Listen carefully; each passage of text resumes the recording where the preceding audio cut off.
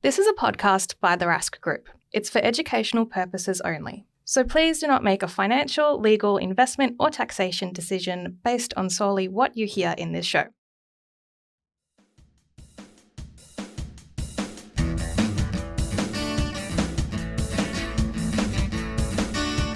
Welcome to the Australian Property Podcast. We're on a mission to be Australia's most trusted property podcast. I'm Owen Rask, founder of the Rask Group. I'm Pete Wargent, author and buyer's agent. I'm Amy Lenardi and I am a buyer's agent. I'm Chris Bates, ex-financial planner and mortgage broker. Together, we'll take you through every step of your property journey. From first home buyer to decades of property investing.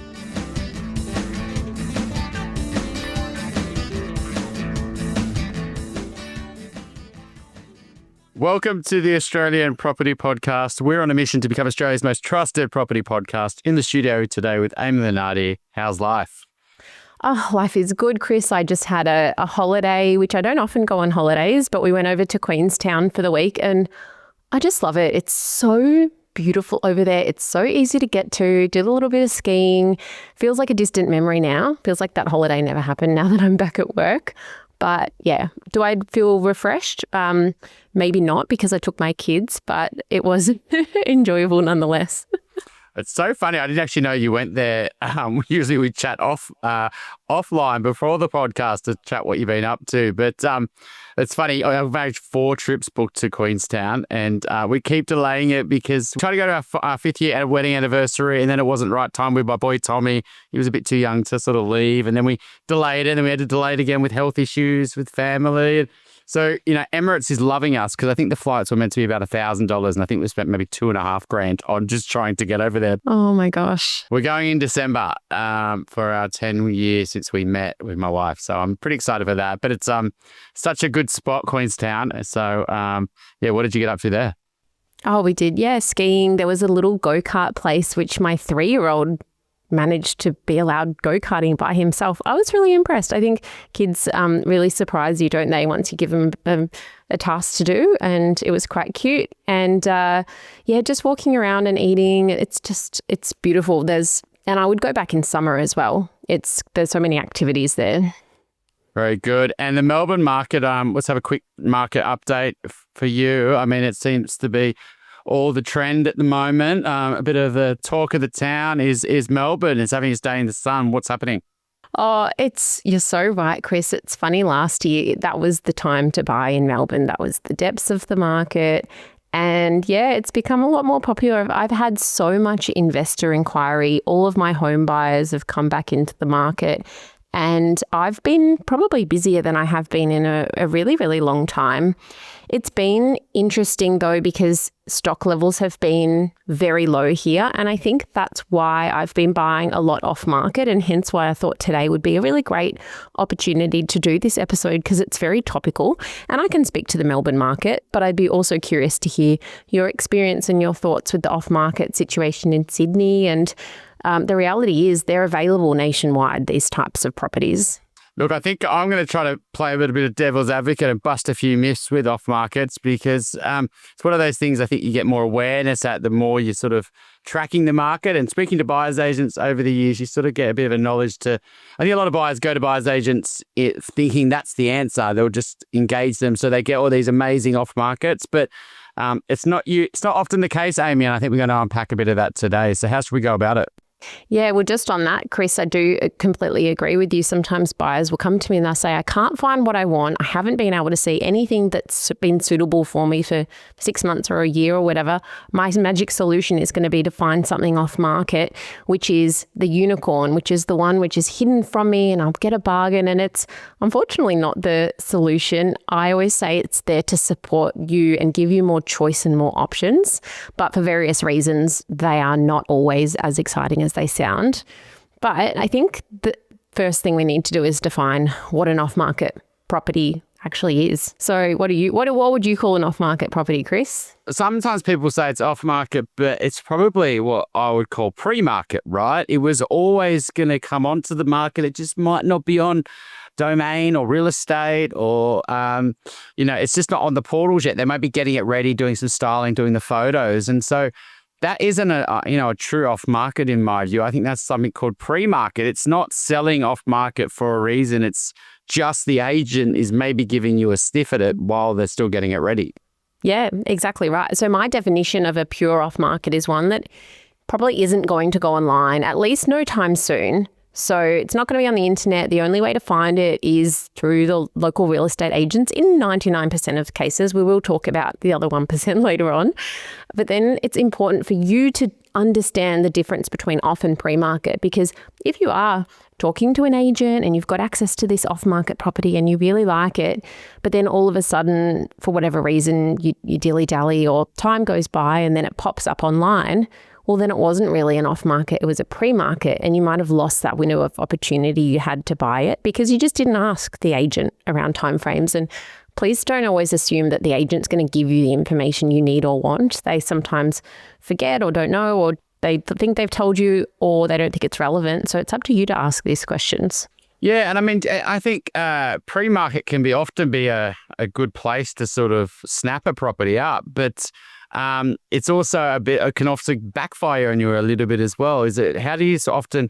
How do you play that as a buyer's agent when you get access to a property that's pre-market? It's going to come on the market in the next few weeks. They might still be painting it or sorting out the styling or haven't even cleaned the property yet or waiting for a tenant to leave. How do you sort of handle that? Because I don't think you just sort of go gung-ho and you've got to really understand the vendor and the agent's motivations, I guess. Yeah, exactly right. So when we get given an opportunity to see a pre-market property, I just really want to understand, first of all, would they even consider selling it pre-market? Sometimes the answer is no. And other times it might be yes, but it would need to be a really premium, amazing price for them to consider not putting it online.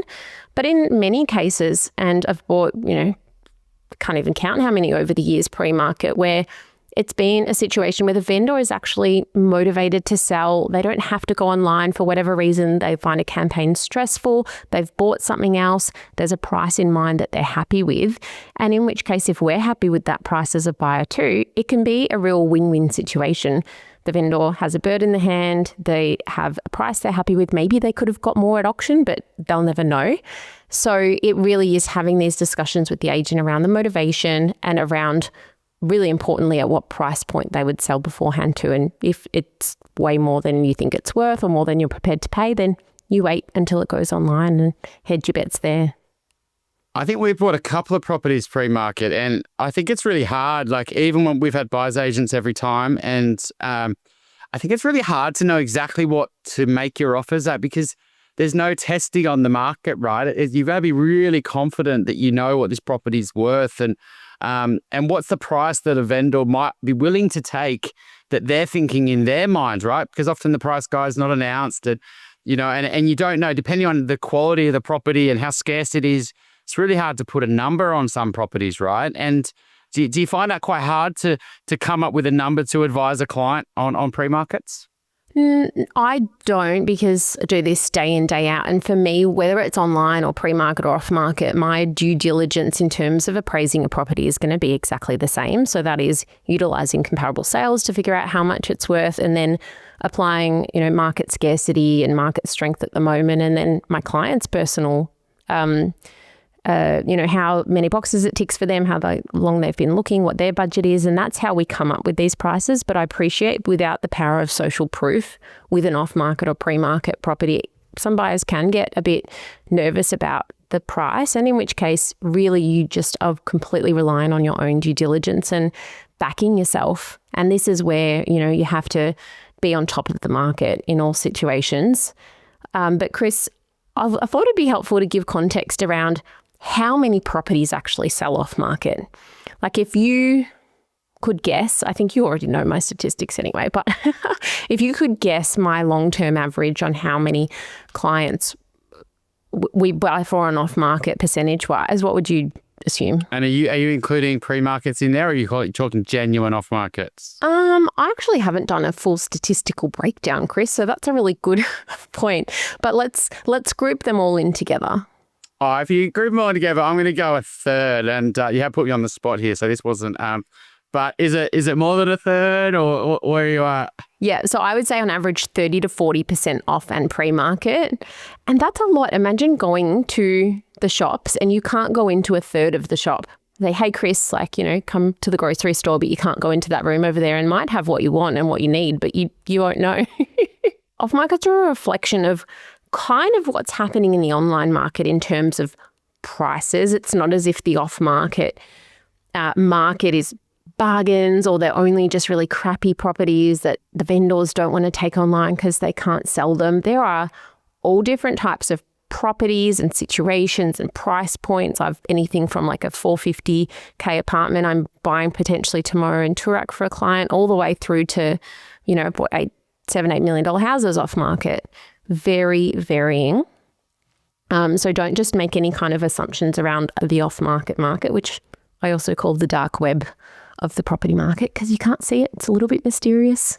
Well, I think this is a good point to raise is why would you sell off market and what would make a vendor want to sell? Not just pre-market. Pre-market's kind of like we're just getting it ready. So and sometimes it takes longer to get ready than others. But they didn't really want to sell it off market. There was nothing motivating them to try to sell it off market. But there are lots of reasons why people want to sell it off market. And some obvious ones, like it might just be a marital breakdown, or, it could just be that it's a family estate that they just want to get rid of fast. But there is quite a long list of why people sometimes want to do just off markets. Yeah, absolutely right. I could probably tell you 20, which I'm not going to go through a list of that many at the moment. But in most cases, it's circumstantial. So it's not because the property is a dud that they couldn't take online, or it's not good enough to sell online, because mind you, it's hard to sell an off-market. An agent is reliant on their database to be able to sell an off-market, or their social media. And so if a property isn't that great, it's actually easier for them to put it on the internet rather than trying to shop it around off-market.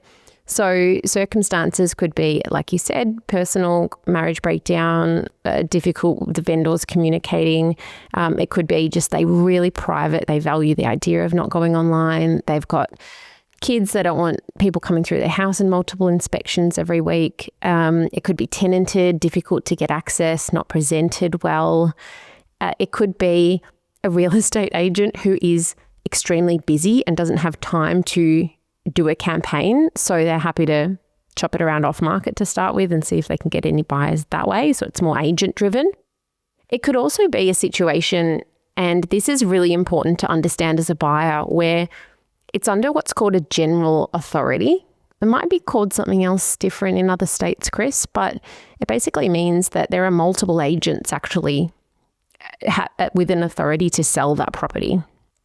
And you as a buyer need to understand that, because you might be negotiating on this off-market property that you love, and all of a sudden another agent sells it and you didn't even get a call because your agent you're dealing with doesn't have power over that situation. So I always ask and find out if I'm dealing with a exclusive authority, or if that agent has a risk of another agent selling it from another agency. Yeah, and sometimes it's just a case of, I want to sell it, but there's no rush, and I'm happy to sell it for X price. And if you genuinely think you can get me that price, or you have a buyer that is really looking for this type of property, then the door's open. I'm happy to give a viewing, but it's only a certain buy point or a certain price point where I'll look at a certain buyer. Do you find that sometimes too, Amy? Absolutely. And here's where there's also a difference between kind of the type of off markets with how actively those agents are shopping them around. So, for example, the most accessible type of off-market would be one where the agent is putting it all over their social media, they're emailing it to their database, they're calling all their buyers, and then a lot of people are going to know about that, versus something which I had one today, for example, a client saw an off-market which was actually on the rent roll of an agent's office, and they were struggling to lease it out. And he thought, oh, you know what? This actually sounds like something your buyer would be interested in. I think the vendor might be open to sell it. Like, that's not an active off market in any way. It's an opportunity which I've found through just my constant speaking to agents. And I had another example of that not long ago, where we're looking in a pretty tight area in Carlton for a client, and I just couldn't find her anything for a while. She knew it was scarce. I ended up calling property managers in the area who were leasing properties in blocks that we liked, and we bought off market that way. There wasn't even an agent involved. It was kind of via the property manager. So broad scale. But to your point, Chris, before, you need to kind of assess the motivation of the vendor too. Because if they're not motivated or they only want a premium to sell off market, well, then it's up to you whether that property is worth it to you. And sometimes we've got buyers where it is the perfect property. It's going to be very hard to replicate. They might be open to paying a slight premium for that because they really want it. One of the things I've found frustrating over the years is when you are looking to buy, it's very emotional. It's very, very daunting. It's very exhausting. And often when you're in the buy, you're searching, you're pressing all the refresh on the apps, and you got a buyer's agent who's looking for you. And all of a sudden, the agents all know that your desperation is getting more and more by the week. And I feel like what happens is you end up given, you're so desperate, right? You're looking for anything, and then all of a sudden you hear about an off market, and you want to look up, you want to look like you're an active buyer to the agent, and then you just randomly start driving to check out some property that was never ever a good option, right? I feel like sometimes with off markets that because you don't see them online, you might only get an address prior. You have no idea the condition inside, and I feel like sometimes you can waste a lot of time, chasing the wrong rabbits. Do you be really careful there with your clients, really making sure that it's worth their time exploring this off market because they're not just chasing a dud? Yeah, so you're right. Some properties won't have any old photos or a floor plan online. So we do as much due diligence as we can beforehand, street view, location, and asking the agent. But an agent might say to us, this property doesn't need much work, but who defines how much work a property needs until you see it and it needs a lot of work. But in some situations, I'll say to an agent, when are you there next? Can you take a quick video for me? Because they might say, I'm going there in 2 days. I'll send you a video. But then you need to understand, what are the time urgencies here? I always say if something's off market and it sounds like it could suit, try and see it as soon as possible, just in case it's great, you want to do something, just in case there are other agents shopping it around. So yes, it can be a waste of time sometimes, but I think these mystery properties, these mysteries off markets are always worth seeing. How do you even find out about these off markets? I mean, is it really just down to agents really knowing you're in the market and you can do this even without professional help? Yeah, absolutely. So first of all, I will say using an advocate who is actually doing their job properly. And what I say by that is they are proactively out there constantly emailing, calling agents, which is what we do. Then an advocate should be getting more access because first of all, they're going to have more time than you. They're dedicating every day doing all of these calls and emails and searches, but they've also got relationships with agents where they can get these access to properties which aren't officially listed or they're really soft off markets like that rental one I mentioned before.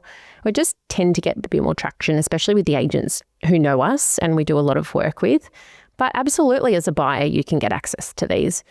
I don't know a single person who's done this, Chris, but this is how you do it. You write down a list of all of the agents that sell properties in the areas you're looking in. So you go to realestate.com.au, you click on the agent tab, you type in the suburb that you're looking in, write down start off with the first whole page of the agents searching in that area, then go to the next suburb, you'll have a bit of crossover, but you might end up with a list of, say, 50 real estate agents. You then have to call all of them and email them all. That's a lot of time that it takes to do all of that, but that's how you get access to these off markets.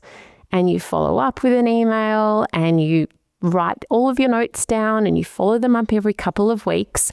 So yes, it's absolutely doable, but I haven't met anyone over the years who's literally done it like systematically like that.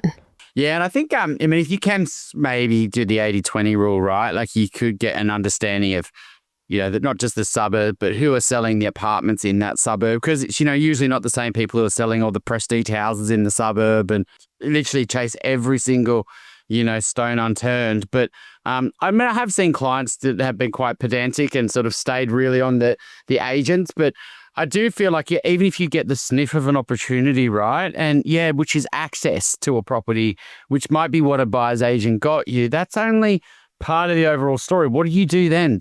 What's it worth?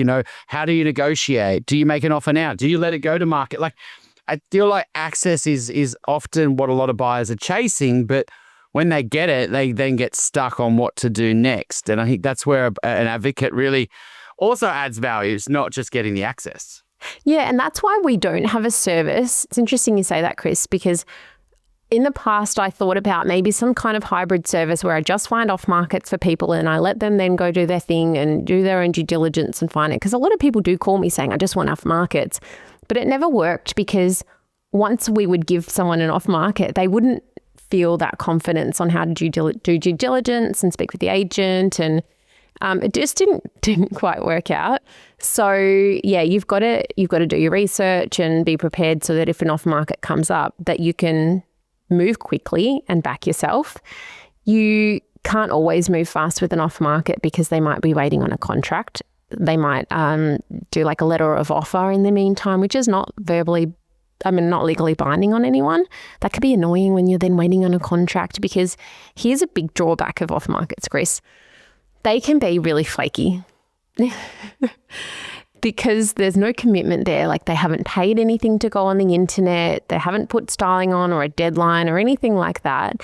And therefore, they might turn around and just change their mind or change their price. It can be a lot more challenging to negotiate off-market properties. And in some instances, we've negotiated, had a handshake deal, we've been excited about it, and then it's just fallen through. Of course, that can happen with any property, but just a bit more likely with an off-market because of that lack of commitment and cost that they've spent. Yeah, so the seller hasn't had that sunk cost bias, hasn't really kicked in with them. And, maybe they've actually given it to the agent and said, look, I'm happy to sell it if I get so-and-so price. But if I don't get that price, then they've been a bit hard with the agent a little bit as well. They are flaky with the agent as well. So, but I mean, obviously there's times when it can really win. Well, how do you sort of sniff that out quite early? Yeah, so we've always got a client brief, which as a buyer, you should have your own brief, and you've got your non-negotiables, your locations, all of that. So as soon as I match a client up to something which ticks all of the boxes, we look at it as soon as possible. We understand the motivations from that vendor as much as we can. The agent, in a lot of cases, has an incentive to sell off market if it's going to be an easy sale for them and that vendor really doesn't want to go online. Some agents do try and push properties online to maximize their own advertising and exposure, and that's the way that agents make new connections. But it really is just exploring, like, okay, what are my chances here? Is there any risk that the vendor could change their mind? Is there a risk this actually does become a pre-market and go online? There's just a lot of questions that you need to ask to then make a decision on how you approach that negotiation. And Amy, have you found there's some situations where if you find a little bit of a diamond in the rough a little bit and you can act really fast and it's a really quality asset that is going to go off like a frog in the sock when it hits the market, but because you got, and maybe this the vendor is one of those ones that probably doesn't realize how good it is there sort of those real rare occasions that sometimes in the off-market space or pre-market space that you end up getting a AAA grade asset just because the vendor is probably not understanding how good it is? Yeah, I would never promise a client this because it's never a guarantee, but we bought plenty of properties over the years off market, which I think we bought under market. I hate using the word bargain because I feel like a lot of people then say, off market should be a bargain because the vendor's not paying advertising, I've got less competition. But for reasons previously explained, it's not always the case. But yeah, we have absolutely found properties before which we've bought under market value. They've been perfect for the client, like such a great outcome. And then again, like I said before, sometimes they might be a bit of a premium, but as long as it's a win-win for everyone involved, like that's the more common situation. And I know that before I mentioned on average we buy about like 30 to 40% off market, but recently throughout the last couple of months in winter, our purchase rate has been, how much? Do you want to guess? Oh, you're testing me because you said the keyword of winter. Winter got me a little bit more, changed my sort of view there because I think, winter is usually a time where it's harder to buy. But so I reckon it's got up. Maybe what is it, 50, 60% over the last few months? I mean, it's over 80%, Chris, over 80% for me. This is the highest off-market rate that I've been buying at, hence why I wanted to do this episode today, because especially if you're in Melbourne buying right now, you need to know this. You need to know that you're not getting access to a lot of this shop right now. And I'd be so curious to know if this is happening as at high volumes, like as other states too, because it's just been crazy. Even my copywriter friend the other day said her work's dropped off a lot because obviously if a property's not going on the internet, they don't need copywriting.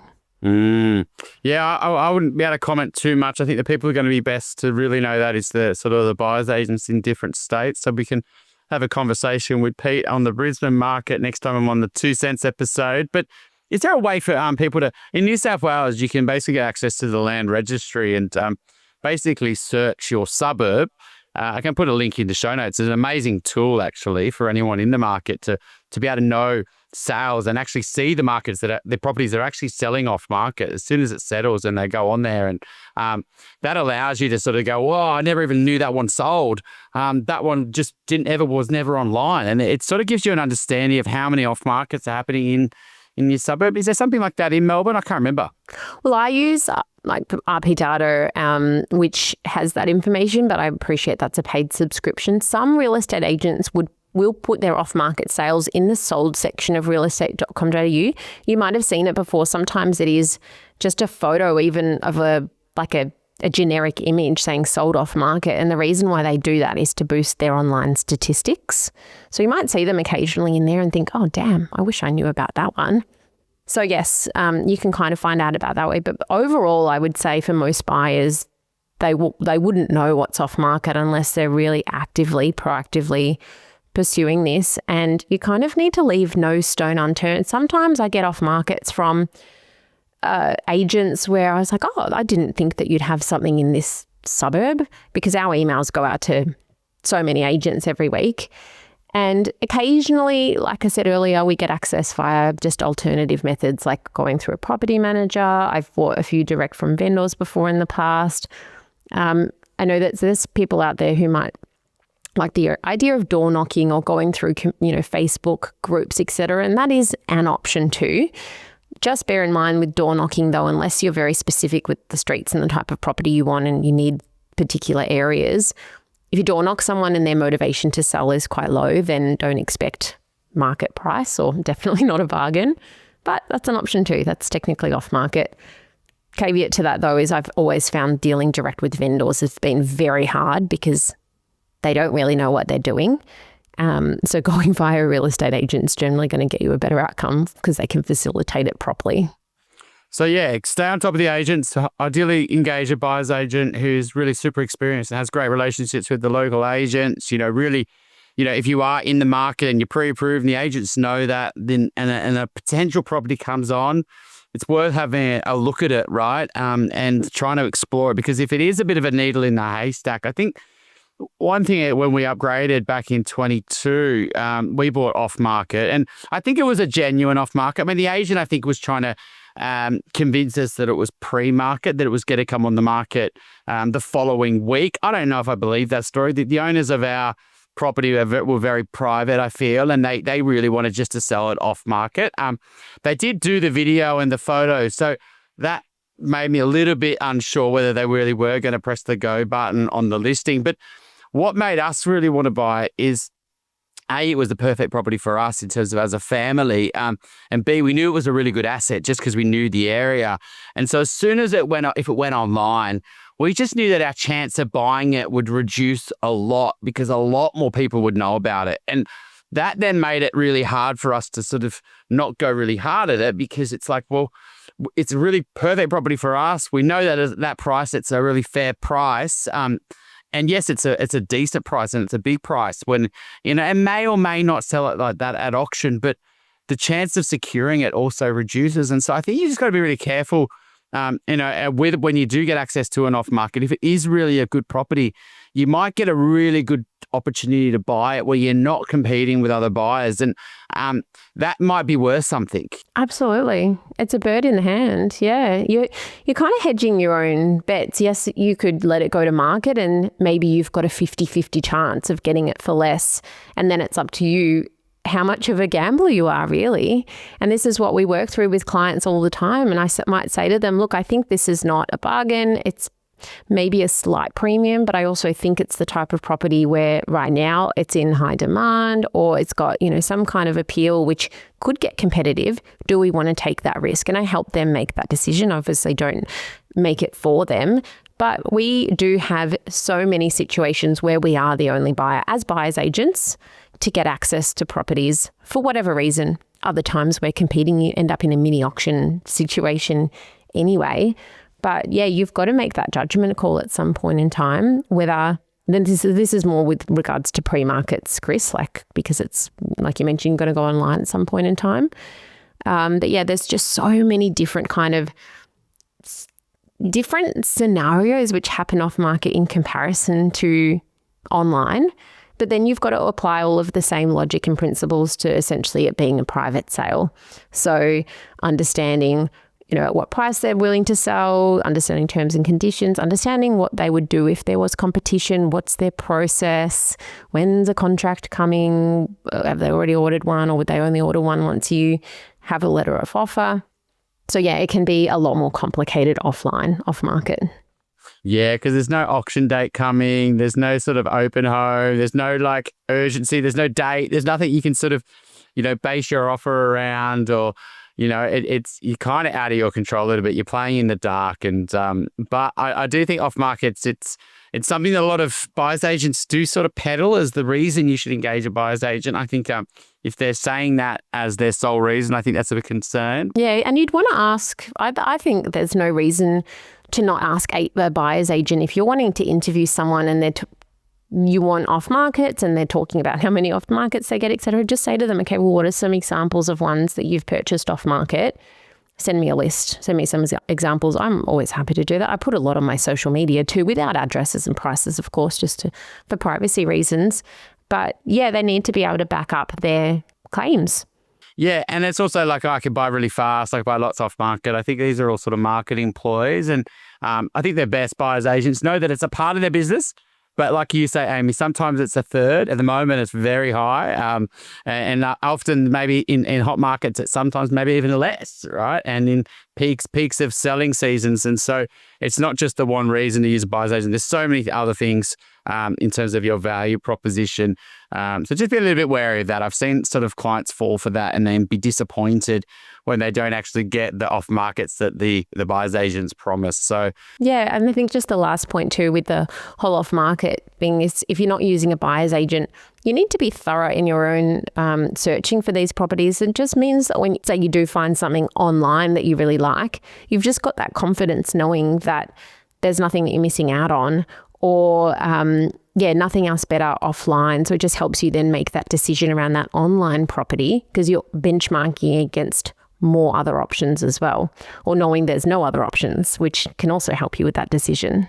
Yeah, or more market knowledge, the better, isn't it? I sort of call those reference points. And I think it's really hard when you enter a market is often it takes some time to understand things when you're only making property transactions, every few years or every 5-10 years, sometimes longer.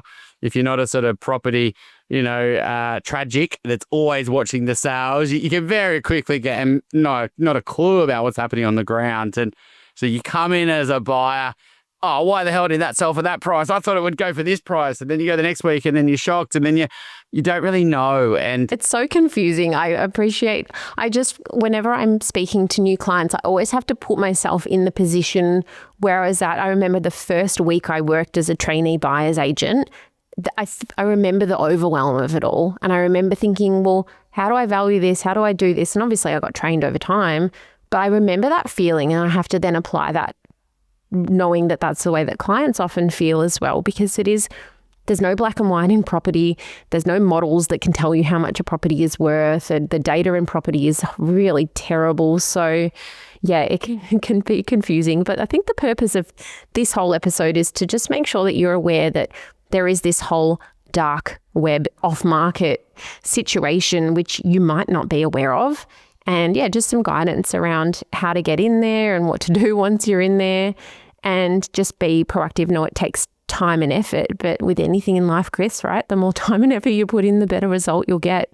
Yeah, and my only final point on off-markets is that, whenever you have to act fast, I think your chance of making a mistake increases, right? And in the off-market space, unless you really know what you're doing and you get forced, the agents could easily put some pressure on you, and all of a sudden you're having to make a quick decision and you haven't done your DD and you haven't really know what price you're paying. You haven't really seen the property enough times to really understand if it's the right fit because you're getting rushed and you're nervous. And so just be really careful, whenever you're rushing property decisions, that you really know that it's the right decision for you, because you don't get a second bite at the cherry, as they say. Thanks for this episode, Amy. It's glad you had a good time in Queenstown. I'll report back on my 5th temp later in December, and look forward to our next chat. Thanks, Chris. Hopefully, you get there soon. I'll hold you to it, okay? Thanks, Chris. Bye.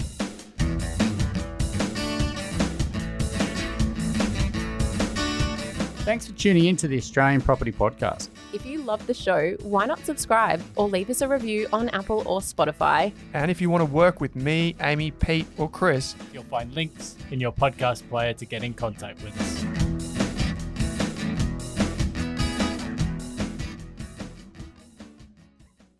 Thank you for listening to this episode of the Australian Property Podcast. We're huge advocates of getting the right advice at the right time from the right people. That's why it's important to understand that this podcast episode contained general financial information only. It is not designed to be specific or personalised to your financial, tax, or legal situation. With property, the check sizes are pretty big, so it's important you get advice from a licensed and trusted professional before acting on the information you hear in Rask podcasts.